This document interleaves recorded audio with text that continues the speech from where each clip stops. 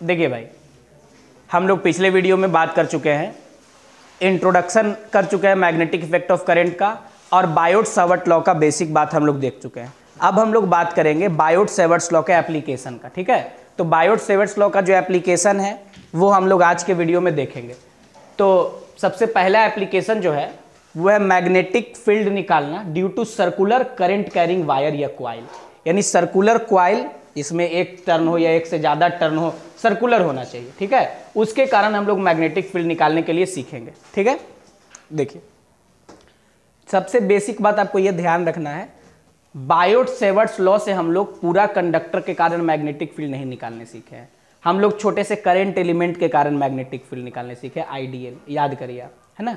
तो Biot-Savart law से हम लोग छोटे से एलिमेंट के कारण निकालने सीखे। अभी भी हम लोग क्या करेंगे, जो भी हमारे पास स्ट्रक्चर आएगा, चाहे वो सर्कुलर क्वाइल हो, चाहे वो स्ट्रेट कंडक्टर हो, चाहे वो कुछ भी हो, है ना, क्या करेंगे हम लोग, छोटा सा एलिमेंट लेके उसके कारण मैग्नेटिक फील्ड निकाल लेंगे और फिर टोटल निकालने के लिए उसके पूरे लेंथ के लोग क्या कर देंगे, इंटीग्रेट कर देंगे। ये जनरल तरीका होगा, कुछ भी करेंगे ये हमारा जनरल तरीका होगा, ठीक है। तो देखिए, कुछ कुछ बात आपको ध्यान रखना होगा। सबसे पहले अगर आप बायोट-सावर्ट लॉ को देखिएगा तो पहले आपको एक बार हम याद दिला दें, dB इज इक्वल टू क्या होता है, म्यू नॉट बटा 4 पाई, म्यू नॉट बटा 4 पाई आइडियल साइन थीटा और बटा दूरी का स्क्वायर, आइडियल साइन थीटा बटा दूरी का स्क्वायर होता है ना ऐसा इक्वेशन।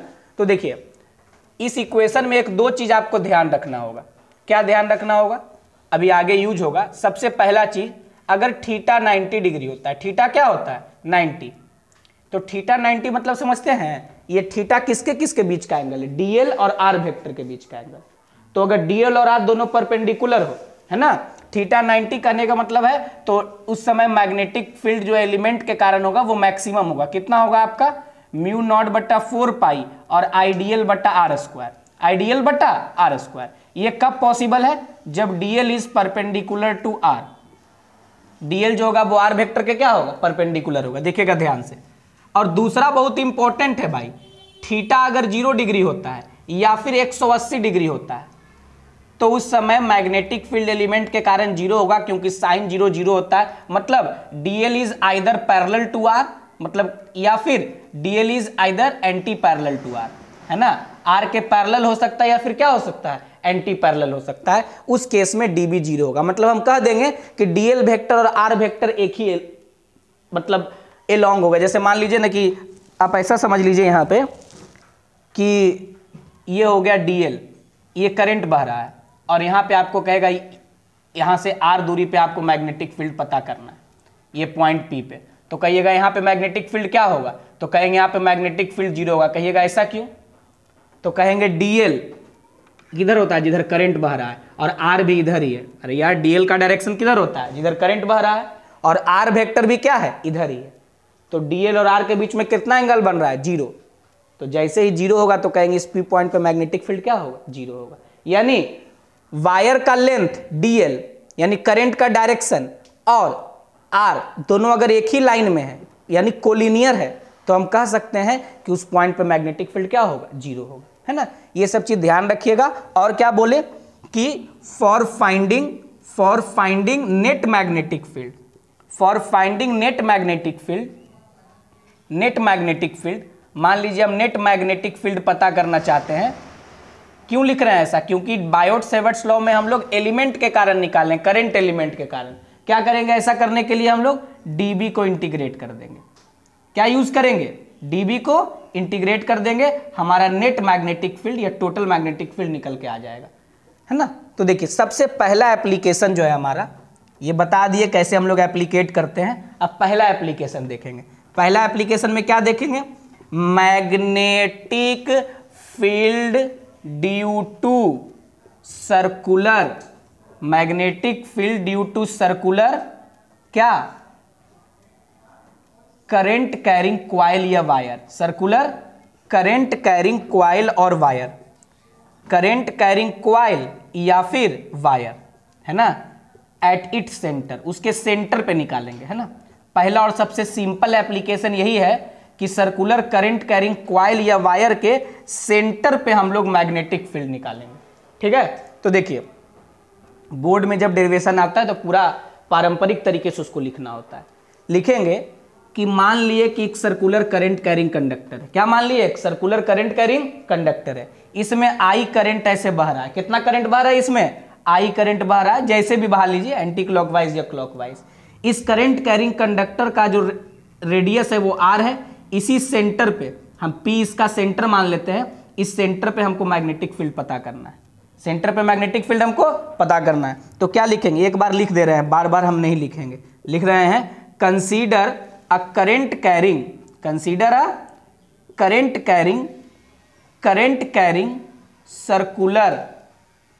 कैरिंग सर्कुलर वायर या लूप जो कह दीजिए, circular wire of radius are,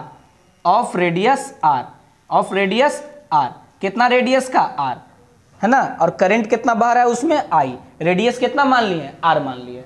हमको मैग्नेटिक फील्ड कहां पे निकालना है? इसके सेंटर पे, मतलब पी पॉइंट पे निकालना है। तो देखिए हम लोग बायोट सेवर्ट्स लॉ को यूज करेंगे और पूरे कंडक्टर के कारण एक साथ मैग्नेटिक फील्ड नहीं निकाल सकते हैं। एक एलिमेंट लेंगे जिसको हम लोग करंट एलिमेंट कहें, उस एलिमेंट के कारण मैग्नेटिक फील्ड निकाल लेंगे और फिर उसको टोटली निकालने के लिए क्या कर देंगे? इंटीग्रेट कर देंगे। तो मान लीजिए हम एलिमेंट ले लिए, हम ऐसा यहां पर एक एलिमेंट ले लिए, है ना। देखिएगा ध्यान से, अगर इसको छोटा छोटा टुकड़ा में बांटिएगा ना, तो इनफिनिटेसिमली स्मॉल एलिमेंट में बांटिएगा तो डीएल वेक्टर ऊपर की तरफ होगा। डीएल वेक्टर किधर की तरफ होगा? टेंजेंट के लॉन्ग होगा। और करंट यहाँ आई बह ही रहा है, पूरे में तो आई करंट बह रहा है, और डीएल वेक्टर किधर की तरफ है? आपका ऊपर की तरफ। तो क्या हो गया? आई, और ये कौन सा वेक्टर हो गया भाई? DL vector. तो देखिए डीएल ऊपर की तरफ है और आर यहाँ पे है। आर कहाँ है? यहाँ पे। तो डीएल और आर के बीच में कितना एंगल बन रहा है? 90 डिग्री। मतलब छोटा सा एलिमेंट डीएल लिए हैं, तो छोटे से एलिमेंट का डायरेक्शन किधर होगा? टेंजेंट के लॉन्ग होगा। तो लिखेंगे taking a small current element, taking a small current element, taking a small current element on the wire of length, a small current element, है ना, small current element of length dl, dl length का current element मान लिया किस पे? Wire पे। Wire पे क्या कर लिए? dl लेंथ का करंट एलिमेंट मान लिए, जो हम आपको यहां दिखाई दे रहे हैं। तो क्या देखिएगा यहां से, क्या देखेंगे? द एंगल बिटवीन, जो एंगल है किसके बीच का? The angle between DL vector and R vector, DL vector and R vector is equal to 90 degree. देखिएगा ध्यान से, डीएल और आर के बीच का एंगल कितना हो गया? 90 डिग्री हो गया। ये तो हमको पता चल गया। तो लिखेंगे यूजिंग बायोट सेवर्ट्स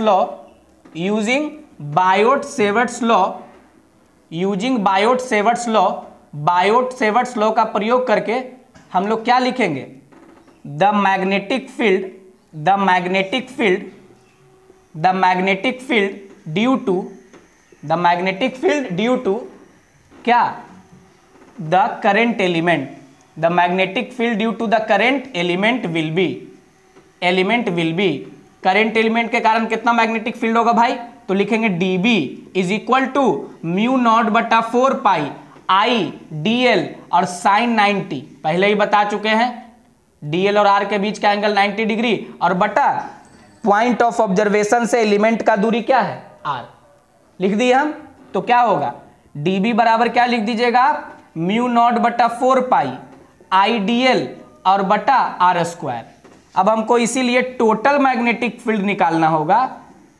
तो टोटल मैग्नेटिक फील्ड निकालने के लिए ऐसा बहुत सारा एलिमेंट है, सब के कारण इतना ही मैग्नेटिक फील्ड होगा। dB dB dB dB कर देंगे और सब को इंटीग्रेट कर देंगे तो टोटल मैग्नेटिक फील्ड निकल के आ जाएगा B इज इक्वल टू क्या? Integration of dB, integration of dB आ जाएगा। तो इंटीग्रेशन ऑफ dB क्या हो जाएगा भाई? तो इंटीग्रेशन ऑफ म्यू नॉट बटा 4 पाई और आई dl और बटा r स्क्वायर, जो कांस्टेंट है वो बाहर निकल जाएगा, है ना। इंटीग्रेशन उसका नहीं होगा, यहां से बाहर निकलेगा। तो देखिए म्यू नॉट कांस्टेंट है, 4 पाई भी बाहर निकल गया, आई भी बाहर निकल गया, आर स्क्वायर भी बाहर निकल गया, क्योंकि सब कुछ कांस्टेंट है।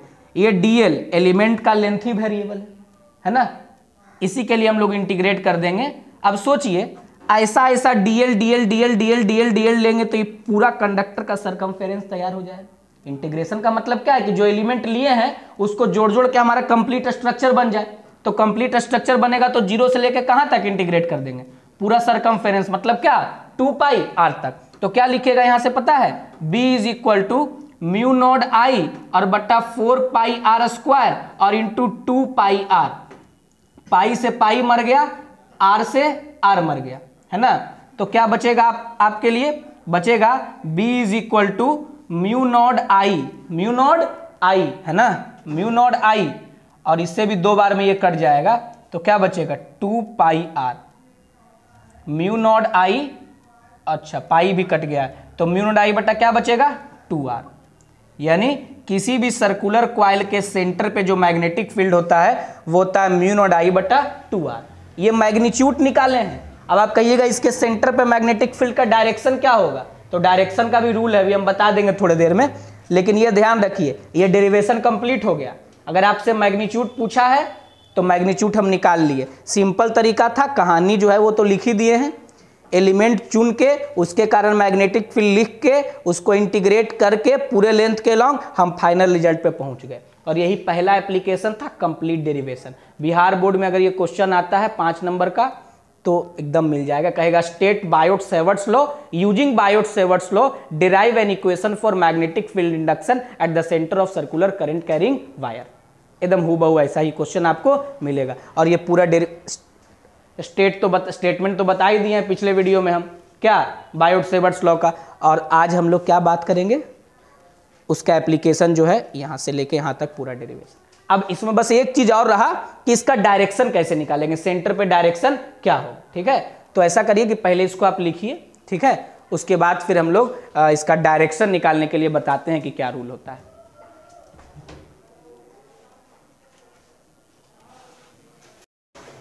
देखिए अब हम क्या करेंगे, जो हम लोग निकाल लिए b बराबर म्यू नॉट आई बटा 2r की 4r, क्या निकाले 2r, सेंटर पे मैग्नेटिक फील्ड निकाल चुके हैं। अब डायरेक्शन निकालने का तरीका देखिए क्या होगा। डायरेक्शन निकालने का तरीका, तो डायरेक्शन निकालने का तरीका होगा ये देखिए, अगर देखना होगा कि क्वाइल में कैसे करंट बह रहा है।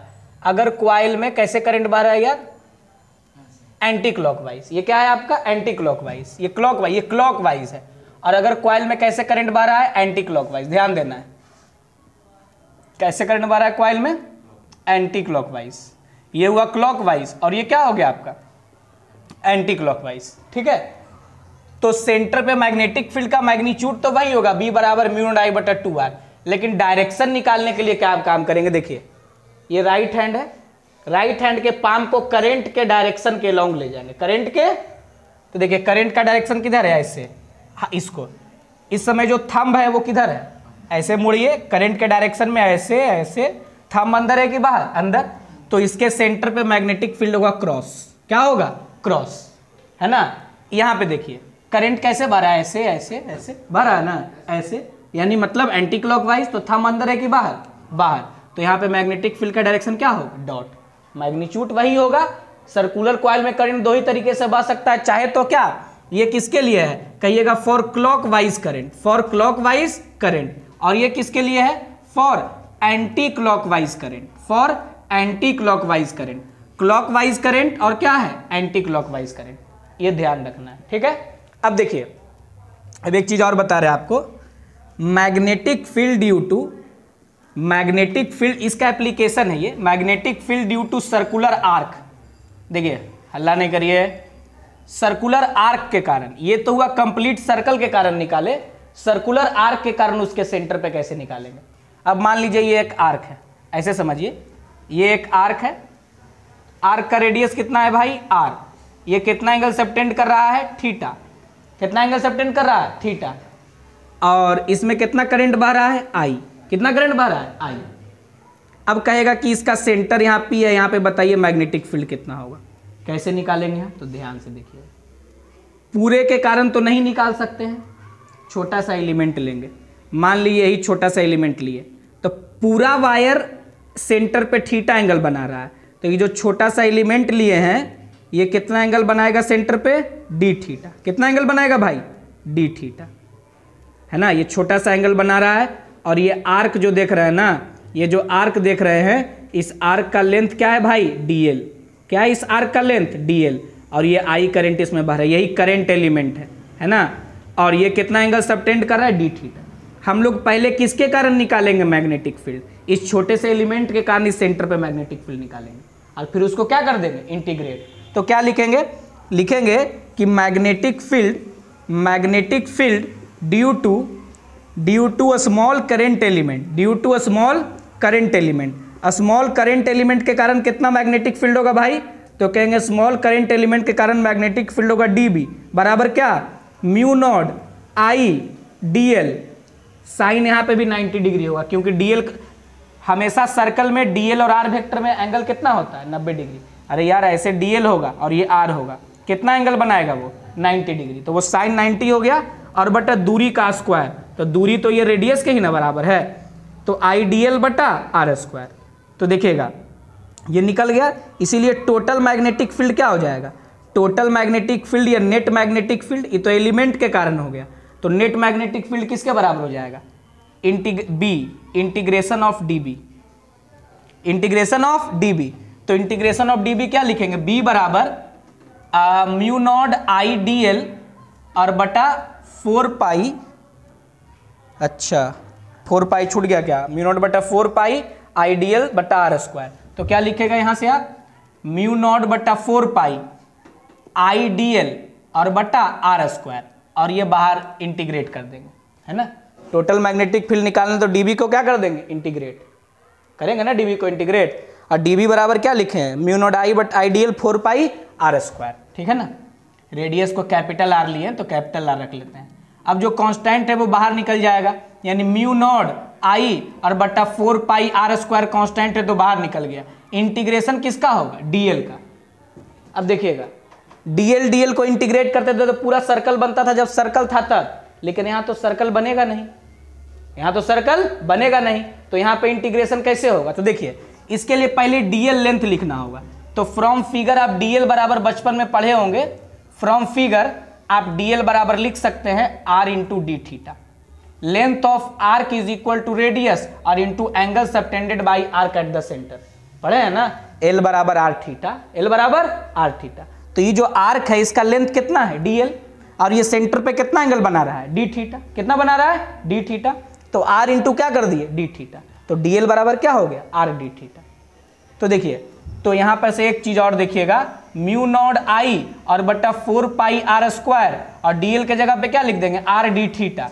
आर कांस्टेंट है, फिर से वो बाहर निकल जाएगा, तो क्या बचेगा, म्यू नॉट आई बटा 4 पाई आर। कहिएगा ऐसा क्यों लिख रहे हैं, क्योंकि आर से आर मर जाएगा, आर से आर क्या हो जाएगा, मर जाएगा।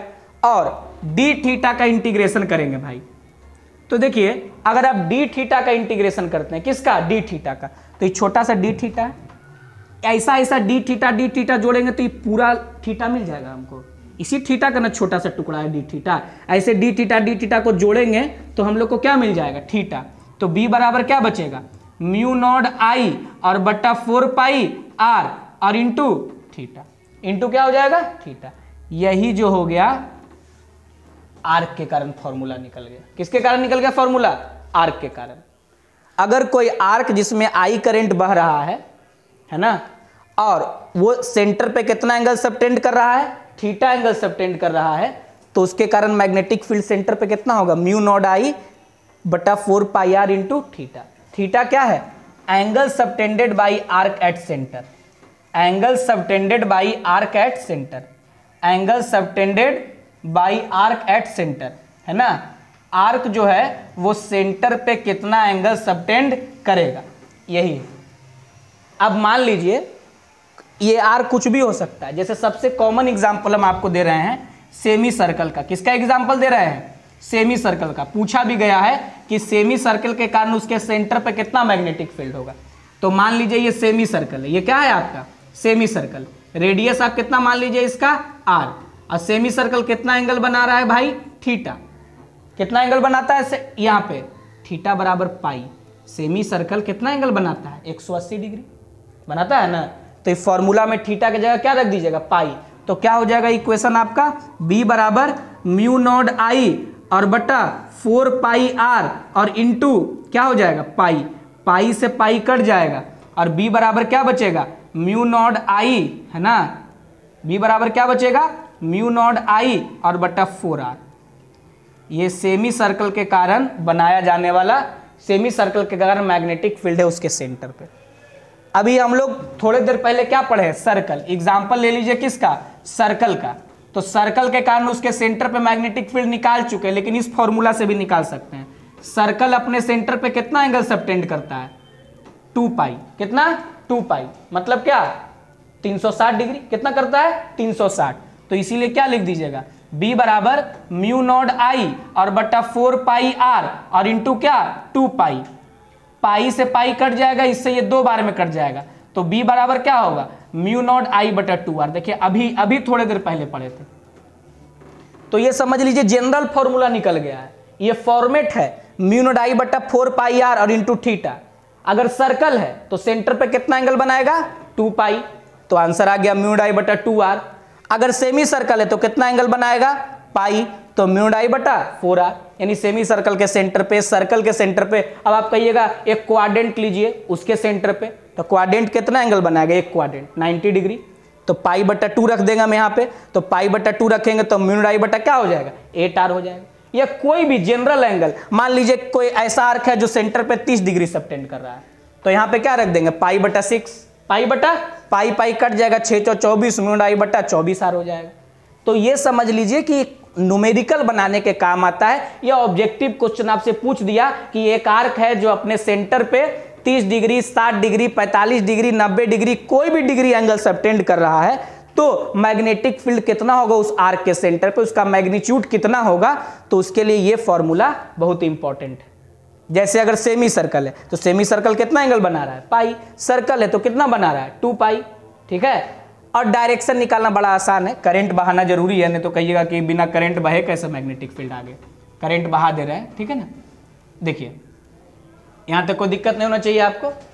तो B बराबर क्या हो गया, यहाँ से निकाल लिया हम लोग ये सब। अब देखिएगा ध्यान से, डायरेक्शन निकालना आसान है, वही रूल है। ऐसे बह रहा है तो यहाँ पे क्रॉस होगा, ऐसे बह रहा है तो यहाँ पे मैग्नेटिक फील्ड क्या होगा, क्रॉस होगा। ध्यान देना है, से डायरेक्शन निकालने का यही रूल है जो हम यहाँ बताए हैं। क्लॉकवाइज होगा तो सेंटर पे अंदर, और एंटी क्लॉकवाइज होगा तो सेंटर पे किधर होगा, बाहर होगा। ठीक है, चाहे वो आर्क हो चाहे कंप्लीट सर्कल हो। यहाँ पे करंट अगर ऐसे बह रहा है तो सेंटर पे मैग्नेटिक फील्ड क्या होगा, क्रॉस, मतलब कहाँ, अंदर होगा। समझ रहे हैं बात को, क्या बोल रहे हैं। तो ये जनरल फॉर्मूला है आर्क के कारण निकालने का। ये आपको ऑब्जेक्टिव क्वेश्चन में पूछा जा सकता है। लेकिन अगर एग्जाम में ऐसा डेरिवेशन आता है कि सर्कुलर कॉइल के कारण उसके सेंटर पे मैग्नेटिक फील्ड निकाल के बताइए, तो आप इस शॉर्टकट वाला डेरिवेशन मत कर दीजिएगा जो अभी किए थे, पहला एप्लीकेशन वाला डेरिवेशन, जिसमें ये आया था रिजल्ट हमारा म्यू नॉट आई बटा 2r। ये करके और डायरेक्शन वाला रूल लिख दीजिएगा नीचे में। ठीक है, कि अगर क्लॉकवाइज है तो ऐसा और एंटी क्लॉकवाइज है तो ऐसा।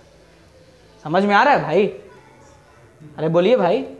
ठीक है, तो इसको आप नोट कर लीजिए, उसके बाद फिर हम लोग और बढ़ेंगे आगे।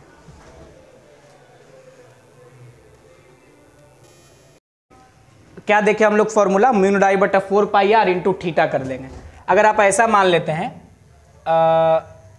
जैसे मान लीजिए कि एक आर्क है ना, ये क्वाड्रेंट वाला मामला है, और ये क्या है हमारा आर्क, ये आई करंट इसमें बह रहा है, रेडियस r है, थीटा 90 डिग्री है। कहेंगे इसके सेंटर पे मैग्नेटिक फील्ड का मैग्नीट्यूड और डायरेक्शन क्या होगा, तो डायरेक्शन तो ऐसे ही निकल जाएगा कि क्रॉस होगा। तो लिखेंगे ना B बराबर म्यू नॉट आई और बट्टा 4 पाई आर और इंटू आर्क जितना एंगल सबटेंड कर रहा है सेंटर पे, कितना कर रहा है भाई, π/2। पाई से पाई मर गया और डायरेक्शन तो क्रॉस है ही, तो B बराबर क्या लिखेंगे, म्यू नॉट आई बट्टा 8r, और क्या होगा, क्रॉस होगा। क्या होगा आपका, क्रॉस होगा। ठीक है, क्रॉस मतलब कि गलत नहीं है, क्रॉस मतलब क्या, प्लेन के अंदर है। क्या है, प्लेन के अंदर। ये हो गया। अब देखिए कुछ इंपॉर्टेंट बात ध्यान रखिएगा, सम इंपॉर्टेंट बातें। क्या है कुछ इंपॉर्टेंट बातें भाई, तो जो हम लोग पढ़े हैं, क्या पढ़े हैं, at centre of circular current carrying wire, circular current carrying wire, circular current carrying wire के सेंटर पे, सर्कुलर करंट कैरिंग वायर के सेंटर पे कितना मैग्नेटिक फील्ड होगा, कितना मैग्नेटिक फील्ड होगा, B। क्या लाए हैं वो हम निकाल के, म्यू नॉट आई बटा 2r लाए हैं ना, r रेडियस है, अभी लाए हैं, म्यू नॉट आई बटा क्या लाए हैं, 2r। तो देखिए ये जनरल फॉर्मूला है, अगर क्वाइल में n टर्न्स है, ध्यान रखिएगा, for n turns in coil, बताए ना सर्कुलर क्वाइल है, एक टर्न का हो सकता है, एक से ज्यादा टर्न का हो सकता है, तो अगर एक से ज्यादा टर्न है, n टर्न है, तो मैग्नेटिक फील्ड आप क्या लिखिएगा, B बराबर म्यू नॉड NI और बटा 2R, मतलब नंबर ऑफ टर्न से क्या करना पड़ेगा, गुना करना पड़ेगा। अगर टर्न का चर्चा किया, कह दिया कि सर्कुलर कॉइल में 20 टर्न है, 50 टर्न है, तो क्या कर दीजिएगा, म्यू नॉड I बटा 2R और उसको नंबर ऑफ टर्न से क्या कर देंगे, गुना कर देंगे। बता दिए, कभी कभी ये भी पूछता है नंबर ऑफ टर्न देके कि अगर n टर्न है क्वाइल में, फॉर्मूला वही रहेगा, खाली किसी भी क्वाइल में अगर n टर्न है तो मैग्नेटिक फील्ड के फॉर्मूला में n से क्या कर दीजिए, गुना कर दीजिए। वहां पे क्या था, म्यू नॉड I बटा 2R, अब यहाँ क्या हो गया, म्यू नॉड NI बटा 2R, टर्न मतलब एक टर्न, दो टर्न, इस तरीके से अगर उसमें टर्न है तब, एक से ज्यादा टर्न है तब आप म्यू नॉड NI बटा क्या यूज करिएगा, 2R। नंबर ऑफ टर्न के टर्म में फॉर्मूला आप ऐसे लिख सकते हैं। अब देखिए दूसरा डेरिवेशन जो कि पूछा गया है बहुत बार, दूसरा डेरिवेशन यानी दूसरा एप्लीकेशन। क्या है दूसरा एप्लीकेशन, ऐसा एप्लीकेशन हम लोग कर चुके हैं इलेक्ट्रोस्टैटिक्स में भी, रिंग वाला क्वेश्चन लिखेंगे, magnetic field due to circular arc, magnetic field due to circular, magnetic field due to circular wire on its axis, on its axis, ध्यान दीजिएगा, आप याद करिए, आपको हम बता चुके हैं ऐसा, ऑन इट्स एक्सिस, उसके एक्सिस पे कैसे निकालते हैं, तो देखिएगा एक्सिस पे कैसे निकालते हैं, तो एक्सिस पे निकालने के लिए थोड़ा सा ऐसे बनाते हैं, मतलब सीधा नहीं बना रहे, एक्सिस कहने का मतलब ना कि इस तरीके से है, तो उसका एक्सिस मतलब एक्सियल लाइन पर हमको मान लीजिए यहाँ पे मैग्नेटिक फील्ड निकालना है, समझे बात को, ये सर्कुलर वायर ही है, ऐसे रख दिए मतलब समझ लीजिए बोर्ड के प्लेन में रखा हुआ है, ऐसे रखे मतलब समझ रहे हैं ना, ऐसे रखें मतलब हमारे लिए अभी ये जो है ये ऐसे रखा हुआ है, उसके एक्सिस पे एक पॉइंट है P, है ना, और ये इसका सेंटर है, सेंटर से इसका दूरी हम मान लेते हैं x, जिस पॉइंट पे हमको निकालना है सेंटर से दूरी x है, और इसका रेडियस क्या है r, कैपिटल R है इसका रेडियस, और इसमें किस डायरेक्शन में, एंटी क्लॉकवाइज डायरेक्शन में I करंट बह रहा है, किस डायरेक्शन में बढ़ रहा है आपका, एंटी क्लॉकवाइज डायरेक्शन में I करंट बह रहा है, तो एंटी क्लॉकवाइज डायरेक्शन में I करंट बह रहा है, हमको यहाँ निकालना है। तो फिर से एक चीज मत भूलिएगा कभी कि पूरे वायर के कारण हम यहाँ पे मैग्नेटिक फील्ड नहीं निकाल सकते कभी भी, समझ रहे हैं बात को, छोटा सा एलिमेंट लेंगे और एलिमेंट के कारण निकालेंगे। अब यहाँ पे एलिमेंट लेते वक्त एक सावधानी बरतना होगा कि यहाँ पे ऊपर और नीचे दो अलग अलग रीजन है, यहाँ पे करंट ऐसे चल रहा होगा, देखिए यहाँ पे करंट कैसे चल रहा होगा, ऐसे, और यहाँ पे करंट ऐसे, तो एक एलिमेंट ऊपर लेंगे और उसी के करस्पॉन्डिंग दूसरा एलिमेंट नीचे लेना पड़ेगा। ऐसा हम रिंग के कारण इलेक्ट्रिक फील्ड निकाल चुके थे, सेम काम यहाँ भी करना है। तो इस एलिमेंट के कारण ध्यान दीजिएगा, इस छोटा सा एलिमेंट ले लीजिए डीएल लेंथ का, इसके कारण मैग्नेटिक फील्ड क्या होगा भाई, यहाँ पे ध्यान दीजिएगा, इसके कारण यहाँ पे मैग्नेटिक फील्ड कितना होगा, मान लीजिए ये दूरी r है, ये तो हम निकाल लेंगे पाइथागोरस थ्योरम से कि फ्रॉम फिगर, अब वही सब बात लिखिए, कंसीडर अ सर्कुलर वायर जिसका रेडियस r है और हम लोग उसके एक्सिस पे x दूरी पर एक पॉइंट P है, वहां पे मैग्नेटिक फील्ड निकालना चाहते हैं, वायर में I करंट बह रहा है। बोर्ड में आएगा तो ऐसे लिखना पड़ेगा क्या, consider a circular current carrying wire carrying current I having radius r, है ना, we have to find the magnetic field on its axial line at a point P, the distance of the point P from the centre is x, है ना, considering a small element dl on the ring and the magnetic field due to this element will be given by dB बराबर, अब हम लोग यहां से लिखेंगे, तो क्या लिख रहे हैं हम, फ्रॉम फिगर, फिगर से हम लोग क्या लिख देंगे, ये r निकाल लेते हैं पहले ही, तो r बराबर क्या हो जाएगा, √r² प्लस x²। याद रखिएगा ना क्या बोल रहे हैं, भाषण जो हम दे रहे हैं याद रखिएगा कि बोर्ड में अगर ये डेरिवेशन आता है तो आप क्या लिखेंगे, बोर्ड में इस डेरिवेशन को लिखेंगे, consider a circular current carrying coil या wire carrying current I having radius r, we have to find a magnetic field at a point P on its axial line located at distance x from its center. For this we will have to take a small element dl called as current element on the ring, and using Biot-Savart law, the magnetic field at this point P due to this element will be given by dB बराबर mu naught बटा 4 पाई, और क्या IDL sin 90 degree, IDL और बटा क्या भाई ideal बटा R square, ideal बटा आर स्क्वायर। अब देखिएगा ध्यान से, लिखेंगे हम लोग क्या, म्यू नॉट बटा 4 पाई आइडियल बटा आर स्क्वायर। अब साइन थीटा की जगह 90 डिग्री होगा कि नहीं, आप चेक कर लीजिए एक बार बढ़िया से कि क्या यहाँ पे साइन थीटा की जगह पे 90 डिग्री होगा कि नहीं होगा, चेक करेंगे। तो साइन थीटा डीएल वेक्टर और आर वेक्टर है ना, तो करंट ऐसे बह रहा है तो डीएल और आर के बीच में एंगल वही होगा। लेकिन अब हमको यहाँ पे एक समस्या है कि एक एलिमेंट नीचे लिए तो एगो ऊपर लिए तो एक ठो नीचे भी लेना पड़ेगा।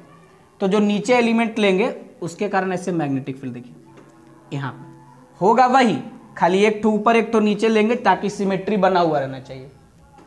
अब यहाँ पे मैग्नेटिक फील्ड का डायरेक्शन कैसे होगा, इलेक्ट्रिक फील्ड रहता तो कह देते थे कि प्लस चार्ज है तो दूर। तो यहाँ पे करंट कैसे बह रहा है, कैसे बह रहा है करंट, देखिएगा ध्यान से। कॉइल इस तरीके से रखा हुआ है, करंट ऐसे बह रहा है इस तरीके से, हाथ अंदर है ना, तो मेरा जो थंब होगा वो इधर की तरफ होगा डीबी, और इसके कारण इधर क्या होगा ये डीबी।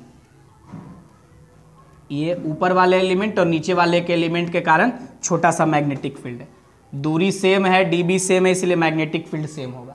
अभी जो डीबी है ये एंगल मान लीजिए ना, यहाँ पे कितना एंगल बना रहा है थीटा, कितना एंगल बना रहा है ये थीटा, थीटा ये इसको अल्फा कह देते हैं, क्या कह देते हैं इसको अल्फा। अब सोचिए ये अल्फा है तो ये भी क्या होगा अल्फा होगा, ये अल्फा है, ये 90 माइनस अल्फा, ये भी एंगल क्या हो जाएगा अल्फा। तो अल्फा का एलिमेंट तोड़िएगा तो क्या होगा dB cos alpha, dB cos alpha, और इसका डीबी का एलिमेंट तोड़े तो डीबी कॉस अल्फा इधर और डीबी साइन अल्फा इधर, हो गया ना। और उसी तरीके से इस डीबी का तोड़िएगा, ये अल्फा है तो ये भी एंगल क्या होगा आपका अल्फा होगा, ये भी अल्फा है ये भी क्या होगा अल्फा, तो इधर भी क्या होगा डीबी कॉस अल्फा और क्या होगा डीबी साइन अल्फा। अब नेट मैग्नेटिक फील्ड हमको निकालना होगा, तो ऐसा नहीं कि हम यहाँ ही एलिमेंट, हम यहाँ और यहाँ भी एलिमेंट ले सकते हैं, हम यहाँ और यहाँ भी एलिमेंट ले सकते हैं, बस सिमेट्री बना हुआ रहना चाहिए, ताकि जब हम इस तरीके से तोड़ें तो साफ साफ पता चले कि कौन सा एलिमेंट के कारण नेट मैग्नेटिक फील्ड आएगा। तो जितना भी एलिमेंट लीजिएगा उसका डीबी कॉस अल्फा और डीबी कॉस अल्फा क्या कर देगा एक दूसरे को कैंसिल कर देगा, क्या कर देगा एक दूसरे को कैंसिल। नेट मैग्नेटिक फील्ड में किसका योगदान होगा डीबी साइन अल्फा का। तो लिखेंगे कि the net magnetic field, the net magnetic field, the net magnetic field, the net magnetic field will be given by, will be given by, जो net magnetic field होगा वो किसके द्वारा मिलेगा, तो कहेंगे b बराबर इंटीग्रेशन ऑफ dB, तो हम करेंगे ही, लेकिन dB को जब तोड़े तो क्या देखे कि dB का cos अल्फा वाला कंपोनेंट कट गया। यानी आप ऐसे सोचिए ना कि dB को दो हिस्से में तोड़ दिया गया है, एक है क्या dB का x कंपोनेंट और प्लस क्या dB का y कंपोनेंट। तो क्या देख रहे हैं कि dB का y कंपोनेंट एक दूसरे को क्या कर दे रहा है कैंसिल कर दे रहा है, तो dB का y कंपोनेंट मर गया और dB का x कंपोनेंट खाली जिंदा रहा। तो dB का x कंपोनेंट क्या है dB साइन अल्फा। यानी कह सकते हैं कि नेट मैग्नेटिक फील्ड जो आएगा that is the integration of dB sine alpha, dB sine alpha. और dB हम लोग निकाल चुके हैं, कितना निकाल चुके हैं dB बोलिए म्यू नॉट बटा 4 पाई है ना आईडीएल और बटा आर स्क्वायर लिख दिए, और साइन अल्फा, साइन अल्फा, तो साइन अल्फा, अल्फा बराबर साइन अल्फा परपेंडिकुलर और बटा क्या हाइपोटेनस, मतलब कैपिटल आर बटा स्मॉल आर, कैपिटल आर बटा स्मॉल आर, कैपिटल आर बटा स्मॉल आर लिख दिया हम यहाँ पे। देखिए B is equal to mu naught I और बटा 4 पाई आर क्यूब और ऊपर आर, वेरिएबल क्या है केवल डीएल। देखिए ध्यान से, यही डीएल के ही वेरिएबल है, बाकी सब कुछ तो कांस्टेंट ही। तो डीएल को इंटीग्रेट करेंगे कहाँ से लेके 0 से लेके 2 पाई आर, मतलब रिंग का पूरा सरकमफेरेंस के लिए। तो डीएल का इंटीग्रेशन 2 पाई आर हो जाएगा। और एक चीज और देखिएगा, यहाँ से हम यहाँ से क्या निकाल चुके हैं म्यू नॉट आई आर और 4 पाई आर क्यूब, आर के जगह पे क्या लिख सकते हैं root under R square plus X square लिख सकते हैं। तो आर का क्यूब है तो हम लोग लिखेंगे ना R square plus X square पे power 3/2, R square plus X square पे पावर 3/2 और into 2 pi R, into 2 pi R. तो पाई से पाई मर गया, पाई से पाई मर गया, तो क्या बचा यहाँ से, जल्दी बोलिए।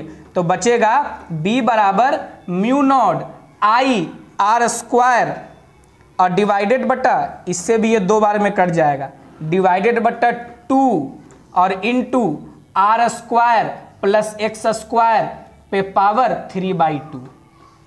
क्या बचा आपका, देख लीजिए ध्यान से, यही रिजल्ट आ गया। यही क्या आ गया, रिजल्ट आ गया। यानी अगर एक करंट कैरिंग वायर है आर रेडियस का, तो उसके सेंटर से x दूरी पर एक पॉइंट P है उसके एक्सिस पे, तो उस P पॉइंट पे मैग्नेटिक फील्ड निकालने का फॉर्मूला यही है, mu naught I R square 2 और into R square plus X square पे पावर 3/2। ये फॉर्मूला निकल के आ गया। अगर आपसे डेरिवेशन पूछता है तो जो कहानी शुरू में बोले थे वो लिख के ये पूरा डेराइव करना है। डरने की जरूरत नहीं कि बहुत भारी है, कुछ नहीं है, सिंपल है। अरे एग्जाम में जाएंगे डायरेक्शन नहीं निकालेंगे तो गुनाह थोड़े होगा, रट के चले जाएंगे, इधरे होता है। ऐसे में इस गुण में तो आप लोग माहिर होइएगा क्या, कि रट के चले गए, अरे नहीं आया तो कौन हमको देख रहा है कि हम हाथ घुमा के निकाले हैं कि कैसे निकाले हैं। ये तो फोटो याद करके जाएंगे और ऐसे ही बनाएंगे, ये भी याद कर लेंगे कि यहाँ अल्फा लिखना था, यहाँ अल्फा लिखना था, यहाँ अल्फा और यहाँ अल्फा लिखना था। इससे कोई मतलब थोड़ी कि ये अल्फा है तो ये अल्फा काहे आया है। याद कर लेंगे कि यहाँ अल्फा लिखना है और एक बार छोड़ के फिर अल्फा लिख देना है ना।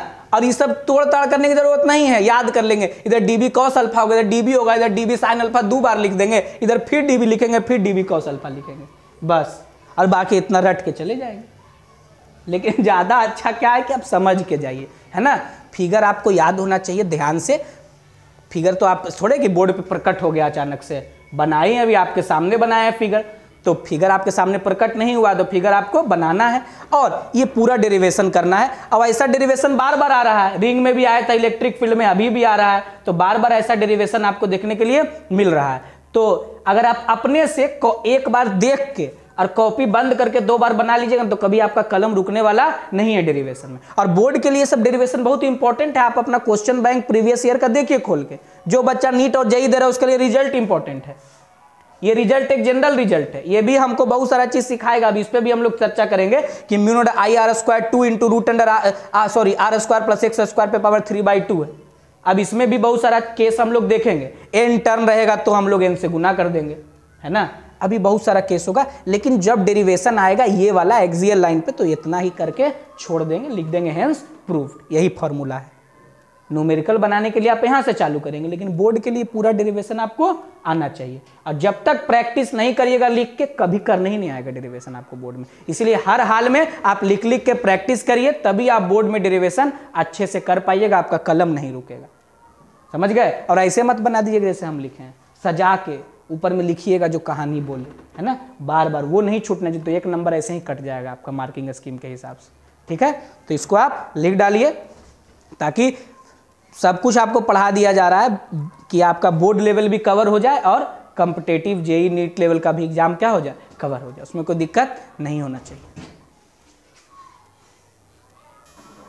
देखिए अब क्या है, ये जो हम लोग रिजल्ट देखे हैं ना, क्या देखे हैं, B = क्या देख लिए भाई, mu naught I R square, है ना, और 2 into root under R square plus X square पे पावर 3/2। अब देखिए ये जो फॉर्मूला है ना, इसका बहुत इंपॉर्टेंस है। अगर n टर्न रहेगा ना तो खाली n से गुना कर दीजिएगा, बाकी सब वही है। क्या है, फॉर n टर्न्स, ध्यान देना, अगर n टर्न है तो n से क्या कर दीजिए, गुना। अब देखिए, अब सोचिए अगर इसी फॉर्मूला का यूज हम करेंगे सेंटर पे, मतलब ये P पॉइंट कहाँ आ जाएगा उठ के, सेंटर पे।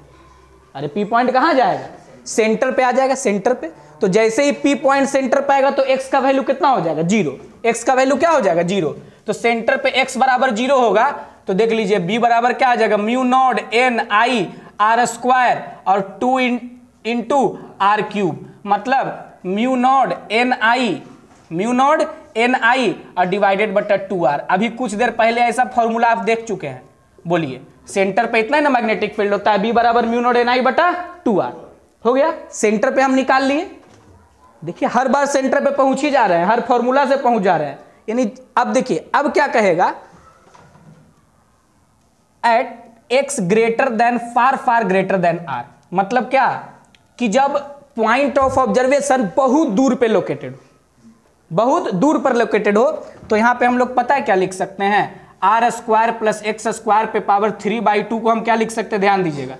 जब x बहुत बड़ा हो r से तो हम लोग r को इग्नोर कर देंगे, किए हैं ऐसा, पहले भी कर चुके हैं ऐसा डेरिवेशन में, r को इग्नोर कर देंगे। तो r को जब इग्नोर कर देंगे यार तो क्या बचेगा, यहाँ पे एक्स क्यूब बचेगा। क्या बचेगा, एक्स क्यूब। तो b at far point, b at far point क्या होगा, फार पॉइंट पे भाई म्यू नॉट एन आई आर स्क्वायर और 2, और इसके जगह पे खाली लिख देंगे क्या, x cube at far point. और अगर x बहुत छोटा होगा r से, मतलब पॉइंट ऑफ x बहुत छोटा होगा r से, मतलब point of observation near the centre, centre से नजदीक होगा, तो इस कंडीशन में हम लोग किसको इग्नोर कर देंगे, x को।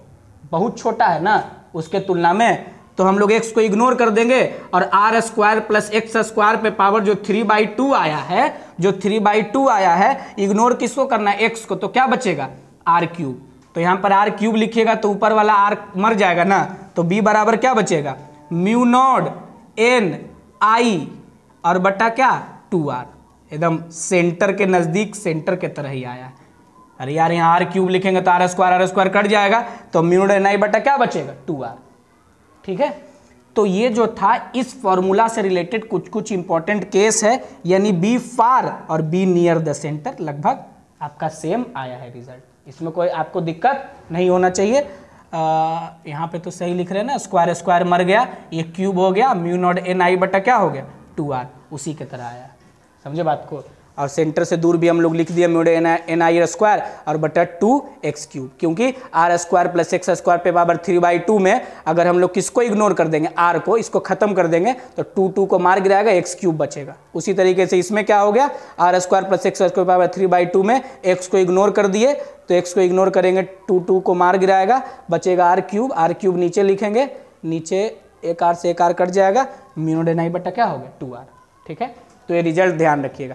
अब अगले दिन इसी फॉर्मूला को आपको ध्यान रखते हुए हम लोग अगले वीडियो में मिलेंगे। तो एक बहुत ही छोटा सा टॉपिक है मैग्नेटिक मोमेंट, है ना। जैसे हम लोग इलेक्ट्रिक डाइपोल मोमेंट पढ़े हैं, वैसे मैग्नेटिक मोमेंट एक छोटा सा चीज आएगा, तो इस फॉर्मूला से मैग्नेटिक मोमेंट को रिलेट करेंगे और कहेंगे कि जैसे मैग्नेट के पास मैग्नेटिक प्रॉपर्टी होता है कि मैग्नेट किसी भी आयरन को, कॉपर को, निकेल को अपने तरफ अट्रैक्ट कर सकता है, उसी तरीके से करंट कैरिंग वायर भी मैग्नेट की तरह बिहेव करेगा, है ना। यानी उसके अंदर मैग्नेटिक प्रॉपर्टी होगा और उसका मैग्नेटिक मोमेंट से फिर हम उसको क्या करेंगे, रिलेट करेंगे। ठीक है, तो आज नोट कर लीजिए इतना ही, बाकी हम अगले वीडियो में मिलेंगे। और बाकी आप सभी को नए साल की हार्दिक शुभकामनाएं, हैप्पी न्यू ईयर। ठीक है, उम्मीद करते हैं कि 2021-2020 से बहुत अच्छा होगा। चलिए, धन्यवाद, नोट कर लीजिए।